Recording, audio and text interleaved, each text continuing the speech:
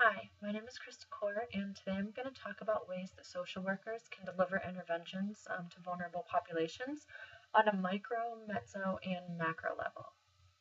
Micro practice is the most commonly practiced branch of social work. It's when social workers work directly with individuals or their families. Um, Jobs on the micro level include clinical social workers as well as child and family social workers. Um, I believe that there are many interventions that can be done on this level. A good example is the work of caseworkers, especially through CYF services, who work with children that come from at risk environments. Um, I think by using the strengths perspective and focusing on all of the things that the child has to offer instead of all of the problems that they are facing can be especially beneficial. A lot of children in these situations, through the outcomes that they've experienced previously, have learned helplessness, and a lot of the time don't know how to deal with that. So I think the strengths perspective would be really beneficial in helping build their self-esteem, which will equip them with the skills that they need to better deal with issues that they're going to face in society.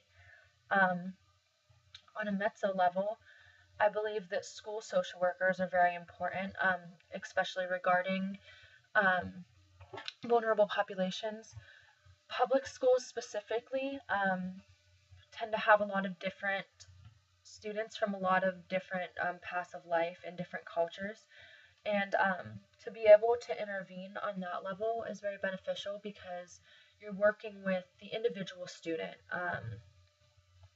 and the teacher and the parent. So you're able to intervene at many different levels, and also you're working with a bunch of students who are from the same community and may face similar problems but react differently. So you get the problem from all kinds of different perspectives and help on a community level to deal with it.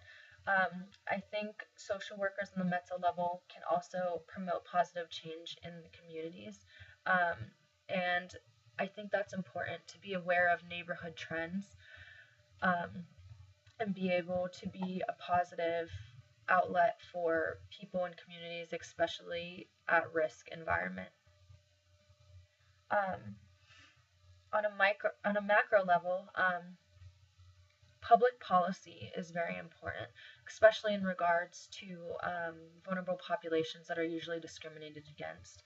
Um, I think the reform of policy is also very important. So social workers at the macro level um, will be able to provide a lot of change for vulnerable populations in the future. Um, Social workers on the macro level can also promote social change through education and legislation. Um, Being educated, especially as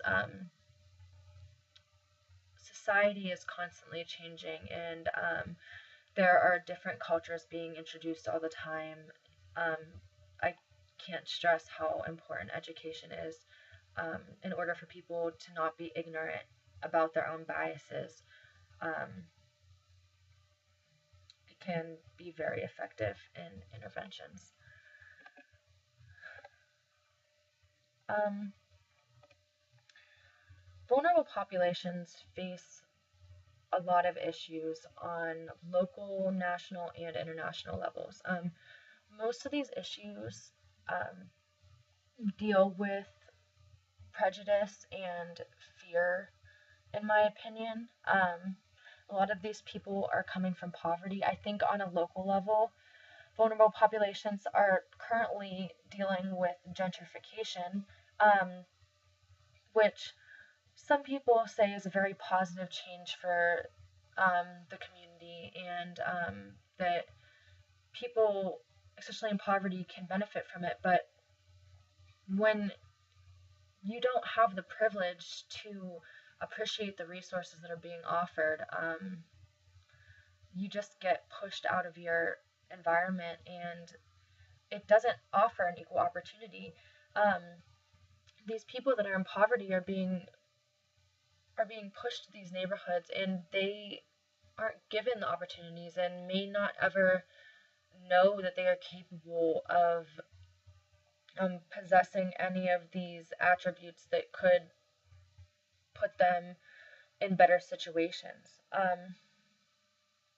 On a national level, I think we're all experiencing it right now with the shootings of innocent black men. This is definitely by police, especially.